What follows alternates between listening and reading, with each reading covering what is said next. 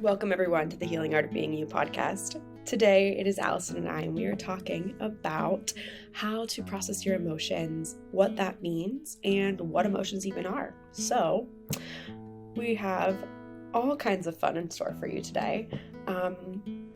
Allison, would you like to tell us what your definition of emotions are? Absolutely. So basically, our bodies can't hear words within itself. The only way that our body can communicate with itself is to kind of neurologically and chemically process the signaling that's happening in our body. Right. And so we used to think like everything starts happening in the brain first, but now we're kind of starting to recognize that really the brain's sending signals, the brain's receiving signals, but also importantly, like a lot of people have oh, I have a gut instinct or I have a gut feeling about something. Well, that's actually like emotions being processed and felt and signaling being sent from your gut to the brain and vice versa. So we used to think it was like, oh, you have a thought and then you feel a thing and then it goes into your gut and then you feel this thing. Well, you actually feel it there first and then it gets processed to the brain of like, hey, this is what I'm experiencing. This is what's happening. And so basically, our thoughts dictate our feelings and our emotions, which dictate our actions, which dictate the results of our environment. And so if we are sitting here operating out of fear, out of scarcity, things like that, then we take steps to ensure that we kind of stay in fear and scarcity. If we're operating out of love and joy and excitement, then our brain is wired and trained to see more love and joy and excitement, and we follow those steps. But all emotions, the entire spectrum of human emotions is universal to all people. Now, I will put one little caveat into this. I am not a clinical psychologist, so maybe there's something in that world where it's like, nope, they don't chemically have emotions like sociopaths and things like that. I don't really know, not my area of expertise. But for the general population, all of us experience emotions, all of us experience the entire gamut of emotions. And it is, without getting into like the sociological views of what is acceptable for certain people to experience and other people to not experience. We all feel all of it. So what do we do when we're actually feeling it? And when we want to move on with our day, like we don't want to be stuck in anxiety. We don't want to be stuck in fear or anger or, we have all these stories going on in our heads about, I'm never going to be able to get out of this situation, or this person just hates me, or, I'm not good enough, or all that kind of stuff and all the emotions that go with it. How do we actually physically process that and then move on with it? Because if we sit in that emotion, as you have mentioned multiple times, we can only hold on to it chemically for 90 seconds to 2 minutes. So then what happens when we're just stuck in it over and over and over again? And we're like, why am I still stuck in this? I thought I was sitting with this and it just keeps coming back. And like, what do we do about that? Right? Now, I know in your world, emotions show up much more,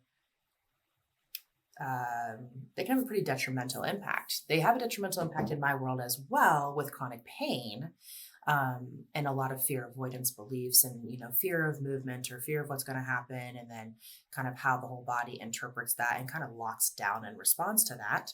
And in the energetic side of things, obviously you see it in a little bit different light, but it kind of all works together. Would you like to share a little bit on that? Mm-hmm. Yeah, absolutely. So something that I like to tell my clients is that emotions are an idea in the mind and a physical sensation in the body.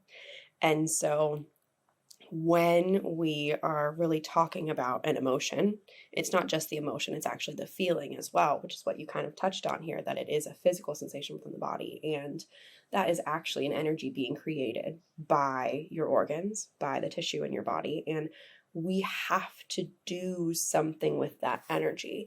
Now, what happens a lot of times is our nervous system gets overwhelmed by the stories we've associated with that sensation, like you said, the fear, the anxiety, etc.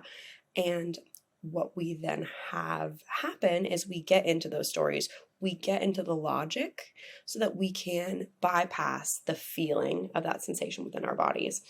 As a result, our nervous system's shutting down, we're becoming overwhelmed, and we're not sitting in the emotion, we're bypassing it. So we're getting stuck on this loop, this like you are stuck on the expressway and there are no exits over and over again. And a lot of times we think that it is the stories that are the problem. Like that's our go-to because our mind is trying to fix it. We're always trying to fix it and solve the problem. When in reality, the problem is that our physical body, our nervous system is like, yeah, whoa, I don't want to feel that. That feels really scary, really overwhelming. Like, no thanks. We have to be able to do something with that physical sensation. And that often looks like crying. It looks like moving the body. It looks like breathing. There's a reason that when you are saying you're having like a, super emotional episode and you're sobbing, well, we have that kind of like breathing that happens as a result, right? And so your body is trying to physically change the chemistry of the hormones and everything that it's feeling. And we have these beautiful brains as humans that oftentimes get in the way. And it's like, ooh, don't cry. That's embarrassing. Don't let them see you like that. Don't start breathing quickly. They can hear you. They're watching you. So you get in more emotions, right? You get in more stories about the way that your body is actually trying to help you physically process what you're feeling. And so you shut it off. You shut it down when that is actually what we need the most, is to have that release and that expression of it. So I talk a lot with my clients about allowing that release and understanding that sitting with the emotion, allowing your body to feel the emotion, and then moving that energy through your body is not what's going to lead to you getting stuck in it and being unable to get out of the anxiety or unable to get out of the sadness or the sorrow. What's going to lead you to getting stuck in it is when we try to bypass it with the stories in our mind that are a lot of times, I have used the term self-sabotage a lot over the last few years, but in reality, it's a lot of self-protection. We're trying to protect ourselves from the sensation in our body. So we go to these stories in the mind, and these stories in the mind are what lead to that pattern being stuck and us just being stuck on that expressway where there are no exits. Mhm. And I think that we all have kind of our go-to icky emotion that still feels most comfortable, you know? And so Oh it's yeah, like, if you don't feel comfortable with fear, you might make up a story of anger or sadness instead of recognizing it for what it is. If you feel more comfortable in worry and anxiety, then you're going to take ownership of a situation that is not in your control so that you can feel the anxiety associated with it because you're more comfortable with that than you are the fear of the outcome of the environment you can't control. And so 1,000%.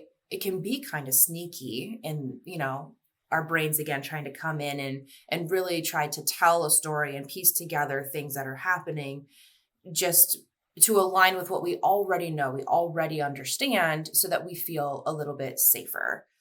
Absolutely. To be clear, this is also about positive emotions as well. It's not just negative emotions. So a lot of things that I see with my clients is having the inability to feel joy, excitement, love, all of the good things that we want to foster in our daily life. Our bodies are like, whoa, whoa, whoa, hold on a second. At some point in my life, I have associated joy with fear.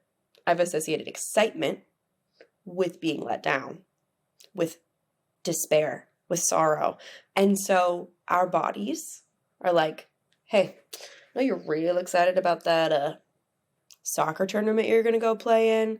And guess what? At the same time, your body doesn't feel safe being in the energy of excitement. So we're going to use some self-protection modes, and we're going to go ahead and bypass that excitement and go right into the anxiety. And then you start to have that physical manifestation of the anxiety. So your stomach gets sick. and you suddenly are unable to even play in that tournament. You traveled all the way there, but you're not going to hit the field because your body is like, yeah, no, this anxiety, we can't handle it. We can't handle it. When really you were excited about what's going on, but you don't have the framework to be able to cope and handle that positive emotion. And your body feels more safe in the lower vibrational frequencies because that is the framework for your patterns and what you have found to be the most safe, if you will. Yeah. I have found for me, I can tell when I'm trying to bypass, when I'm getting to a point, because I do a lot of gratitude practices. I work on gratitude like every day.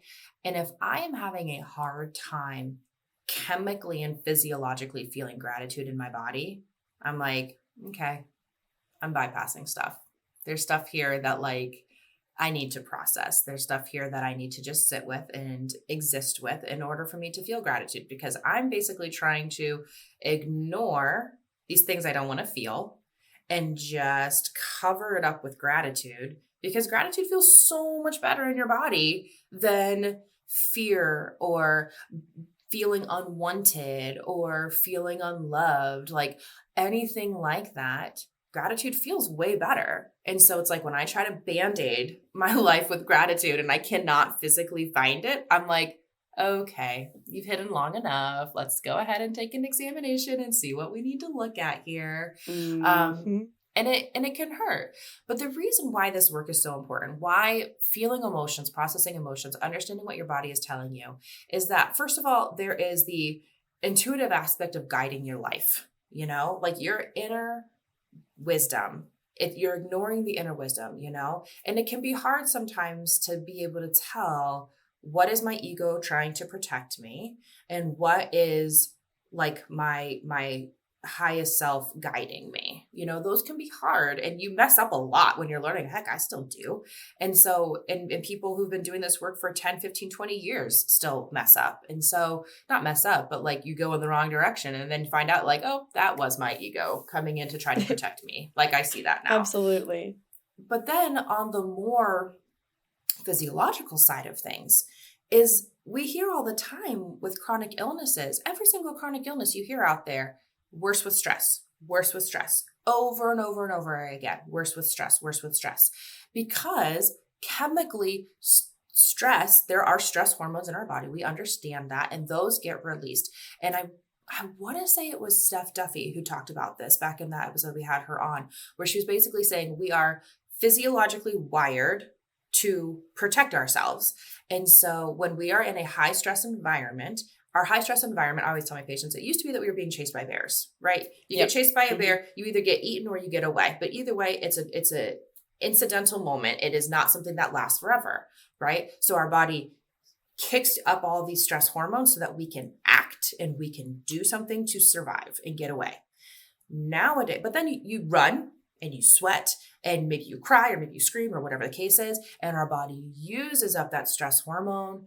And then, like I said, we're either eaten or we get away. And if we get away, we just relax, we move on with our life, and we're like, okay, I'm no longer being chased by a bear. Now I can go try to find food. Now the stressors never leave. And we are in a relatively sedentary lifestyle. Even the people who like go and like crush it at the gym for an hour a day, that's an hour of movement a day. Whereas like our bodies were intended for constant movement, low level all day long. That's how we were built. And so we have, the school projects and the traffic and that meeting for work and have to pay the groceries, and this kid can't eat that and that kid won't eat that. And oh, by the way, I forgot to schedule my own appointment, and then I need to do this, and I had to get that blood work, and oh, the blood work came back and that was a little off, and what does that mean? And let me check Google, and oh my gosh, now I'm going to die of cancer, right? Because everything comes to that, right? So we are in this super elevated, stressful environment on a daily basis, given no opportunity to run from the bear or to fight the bear or to do anything to utilize this stuff that's in our body, these neurochemicals, these neurotransmitters, And so then it just sits there. And it's like, well, we got to do something. We're here to do something. Why don't we go ahead and kick on that autoimmune disease? Why don't we go ahead and kick on those, cells and not let them die Yes. out? Why don't we go ahead and wreak havoc on the body? Why don't we go ahead and basically mimic progesterone and start messing with sex hormones? Why don't we, like, all these different things? And now all of a sudden we're noticing these body breakdowns because we don't know how to process emotions. And so then we go to the doctor and they're like, we need you to take this medication, this medication, this medication. We're going to do this exam. And also, it wouldn't be a bad thing for you to reduce your stress. Okay, but how do I do Right. that? What Go see does a that mean? counselor. Okay, the counselors have 3 to 6 month wait lists. Okay, Yep. so what are we going to do in the meantime? Right? I just want to add, even to take it on a more granular level, we're talking about people with physical disease. What about getting in the shower? Getting in the shower, feeling your hair fall out. That can be incredibly traumatizing. Going to the bathroom, having breathing, right? Like it's not just the external things that can trigger these emotions and create this dynamic within your body. It's also just living for some people. Their existence creates this dynamic. And so it is so important to figure out a way to process these emotions, because if not, just existing is going to be overwhelming your nervous system. So it's not just running from a bear, right? It's also like waking up in the morning and getting out of bed. Yeah. Like, I have had patients who have called me from the toilet having a panic attack because they're afraid they're going to ruin their surgery because they're constipated, right? Or they've been told they cannot push or else they're going to ruin everything. Well, I'm sorry, but you have to have a push effort in order to have a bowel movement. That's how mechanics Exactly. work. So, in the doctor's very, very valid attempt to help the patient protect their surgery, they have unintentionally put in this massive level of fear around just like having a bowel movement. And so, like, that happens multiple times a day, multiple times a week. And so, like you said, just existing can be highly scary for some people, where they're just like in this constant state of elevated stress. So the question then is like, what do we actually do about it? So I work a ton with my patients on physically processing the emotions that they feel in their body, because it's all well and good for us to handle the pain while you're in a flare, but how do we then utilize that internal knowing within our body to keep ourselves from going into the flare? Now, I am, to be very clear, not a substitution for psychology, counseling, any of that. They utilize those techniques, and all I do is I bring in the physical component so that they can marry those two sides together. Yeah, But you're a bridge. I'm a bridge, yeah. So what I do with my patients is that I will first teach them how to do a tension check. So that's the first thing, is just understanding, what am I holding in my body? And this is something so, so simple as every 2 hours, basically take 10 seconds to tune into your body and just let go of whatever you can let go of that is not required for the current posture you're in. So for me, I tend to be a butt clencher. I've had multiple broken legs. I've had multiple torn ACLs and surgeries, and lots of surgeries on my legs. So there has been this learned pattern from me of like, your legs aren't strong enough to hold you, your glutes need to do it, right? Well, over time of being a glute clencher, then I was getting chronic back pain because my butt was tight all the time. I was not able to unwrite this pattern. Okay. So even in standing, still to this day at 38 years old, I had to rewrite a pattern on top of that that says, tune into your glutes, let go of your butt. And when I do that, my body instinctively checks in now with that and lets go of any extra tension that I have in my glutes. And I don't deal with that chronic low back pain anymore. Everybody's got different things. Some people are jaw clenchers, some people are toe curlers or fist clenchers, or their shoulders are up in their ears, or they just hold a lot of tension in their low back, or they squeeze their legs together all the time. Or their stomach. They hold their stomach tightly, Clench their right? Suck belly. your stomach in. Yes. Yes. Yes. So for the first thing is the super, super easy thing. Just do a tension check where you just kind of tune into your body. What am I holding on to that I don't need to be holding? Now, if you let go of something and all of a sudden your posture starts to drop and you start to kind of crumble in on itself, well, then yeah, that tension you had there was necessary in order to hold the posture that you had, right? So this is about getting rid of the extra that we don't need. So that's the first thing I do, is I teach people how to get really good at that. After they feel like that's kind of integrated really well into their body, then we go into that like physical processing of the emotional symptoms, right? So here's what I do with that is I will have them lay down, and I do this every single morning. I tune in to my body and I'm like, what do we need to process today? You know? And sometimes there's nothing. Sometimes, a lot of times, I wake up and I'm like, I'm feeling pretty great about life. Like, this is great. Let's just move straight into gratitude. Other times it's like, yeah, you have kind of a pit in your stomach. There's this thing that's been playing in the background. Let's talk about that, right? So I have people lay down and just let go of whatever they're able to let go of now that they've been kind of brought back into their body and they can feel some of this stuff relaxing a little bit better. Then the cue is to, you know, bring to mind an emotion or an experience that you've been having recently that you would like to process. So maybe that is, you know, challenging relationship. Maybe that is, you know, you personally feel like you are not reaching goals that you want to reach, whatever the case may be, right? So you think about like that thing, and then you think about, okay, what are the emotions that I'm feeling associated with this thing, right? What are the stories that I'm telling myself about this thing, right? Is that I'm never going to get there. This person doesn't like me. They don't trust me. Um, I never follow through on things. You know, anything that like that. So whatever the thoughts are that you're having, and then you identify what is the emotion that I'm experiencing with this.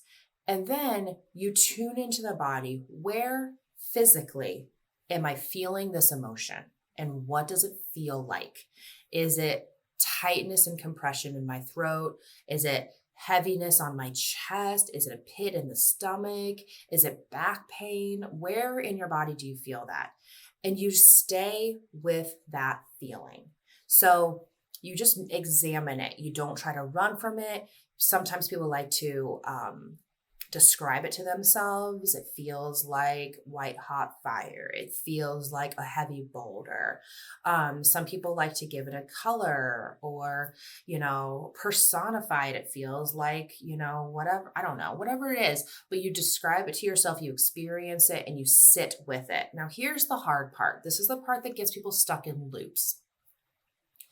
When you have a thought, you have multiple emotions tied to it, right? And so let's say, I'm just going to make up an example. Let's say that you are going for a promotion and you are feeling a pit in your stomach because you don't think you're going to get it, right? So the thought is, so you're experiencing anxiety because I'm not good enough for this promotion, right? Well, associated with that promotion is other emotions outside of anxiety. And then it's like, but I'm feeling anxiety. I'm feeling nervousness. I'm feeling inadequacy. You know, you start labeling all these different emotions associated with it, but then those different emotions are associated with other thoughts. And I also feel inadequate because I didn't get the house clean the way I wanted to, and I didn't get that carpool set up that I still need to do. And then all of a sudden, now you're spiraling into different thoughts, which are bringing in different emotions. So that's when we can get kind of stuck in it. So the goal is when you're like, okay, I'm going for this job promotion and I'm feeling anxiety because I don't think I'm going to get it. And then when your brain goes, because you also didn't get this, and you also, no, I'm feeling anxiety because I'm going for this promotion and I don't think I'm going to get it. I'm feeling anxiety. Anxiety is what I'm feeling about this emotion. I feel the anxiety in my chest. It feels like heaviness in my chest. It's anxiety because of the emotions that I'm feeling towards this job interview, whatever the case is. But don't let yourself stray to the other things that your brain wants to pull in, because going back to what we said earlier, your brain is looking for confirmation. So it's like you do feel anxiety because you're not good enough for this, because you also weren't good enough for this, and you didn't do that, and you didn't do this, and you didn't do this. No. We are processing the anxiety over the fact that you're worried about this promotion. That's it. Because once you physically process it and you stay with it for 2 minutes, now you can pull in a different one. I am also feeling anxiety towards the fact that I didn't set up the carpool. Okay, I'm feeling anxiety because I didn't set up this carpool, right? I am also feeling, so you process that. I am also feeling shame that I didn't do what I needed to do as a parent.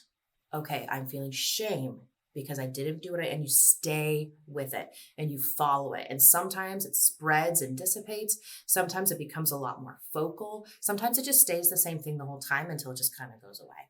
But you sit with that emotion until it feels like it's gone. Then what I like to do, and not everybody has to do this, is I think about, okay, what would I rather feel instead? What would I rather feel about this environment instead? So back to the job promotion. I would rather feel excitement. I'd rather feel wonder, like, ooh, I wonder if I'm going to get her. That'd be cool if I got her. I'm excited to find out, whatever the case is. So let's pick excitement. So I'm going to say I would rather feel excitement about this. What are the thoughts? What are the stories I need to tell myself? I'm going to tell myself like, that'd be really cool. I wonder if I'll get it. Like, I can't wait to hear about this, like that's the stories I need to tell. And then you start to say like, okay, what am I feeling in my body when I do that? Ooh, I kind of feel like butterflies in my stomach. I kind of feel like a lightness in my chest. I kind of feel like the weight of the world has been lifted. Okay, so now we have processed the emotion we didn't want, the one that wasn't providing us any benefit, to now we are able to shift into kind of like a emotion that we want to be experiencing more, and one that's probably going to be more productive for us, because if you're excited going into the interview, you're probably going to be more your authentic self. And if they want you, great. And if they don't want you, then it's probably wouldn't have been a great work environment, right? So instead of showing up in fear and then just like saying the rote memorization words that you think you should say and becoming this robot and saying all the stuff so that you get the promotion, but then now you're stuck in this job that makes your soul feel like it wants to die, right? Like, it's much better to be that authentic self of yours.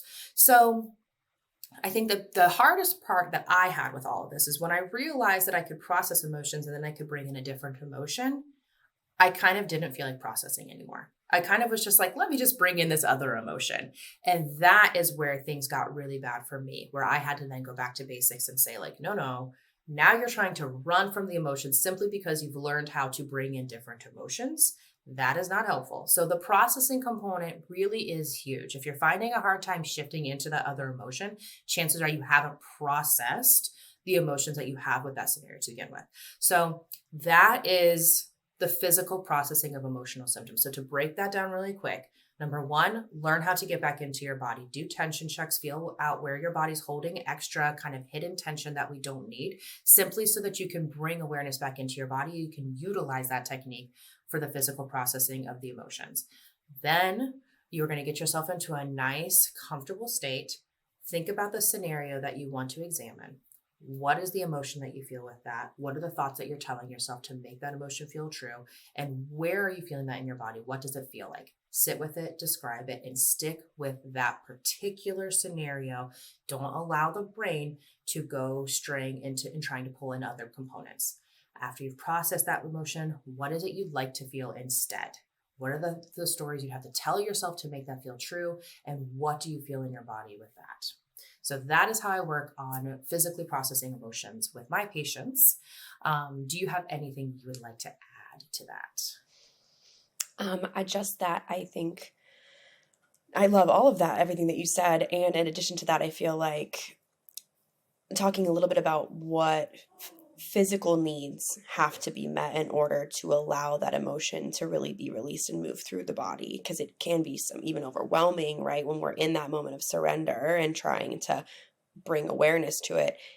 When you are able to have that awareness and see it come up in your daily life, when you're being activated, when you're in the carpool or whatever the case may be, moving your body and allowing it to use that energy is so important. So I think a lot of times what we talked about before, right, is when you're feeling that anger or that rage, screaming into the pillow, punching the pillow, holding your body weight against the wall with your arms and pressing as hard as you can, super beneficial. Crying, letting that release out, right? The screaming, I feel like, is a huge, huge portion. Running, taking a little sprint, even your kiddos, right? Which is like one of my favorite things about your family is like they're so aware and they have this that's like, no, I need to move my body because right now I've got to get this stuff out. And knowing that there's nothing wrong with that. That's actually a wonderful, wonderful technique to be able to move that energy through so it doesn't get stuck and we don't feel trapped in the energy of what our body is feeling with the story that we are identifying. Exactly. I completely agree. All right. Well, we hope that this was super helpful for everybody. We know that we spend a lot of time working on processing emotions, and we hope that the rest of us can as well, because when you can process things, you can have a lot more clarity on what's really going on. You can put those stories down and not make a whole bunch of assumptions that, rule your life in just the wrong direction of where you want to be going. So, absolutely. We hope this was helpful. If you have other processing techniques that you love, or if you have anything you want to share, please feel free to reach out and share that with us, because we would love to hear. We're always here to learn how to grow and learn, and we really appreciate that. So that is everything that we have for you today. If you have listened to this, you find it to be helpful, please share it with those that you think it would be helpful with as well, which should be everybody, because we all have emotions. And then let's all just continue to keep processing those emotions so that we can keep nourishing the soul, healing the body, and expanding the mind. We hope you all have a wonderful week, and we will see you next time. Bye, friends.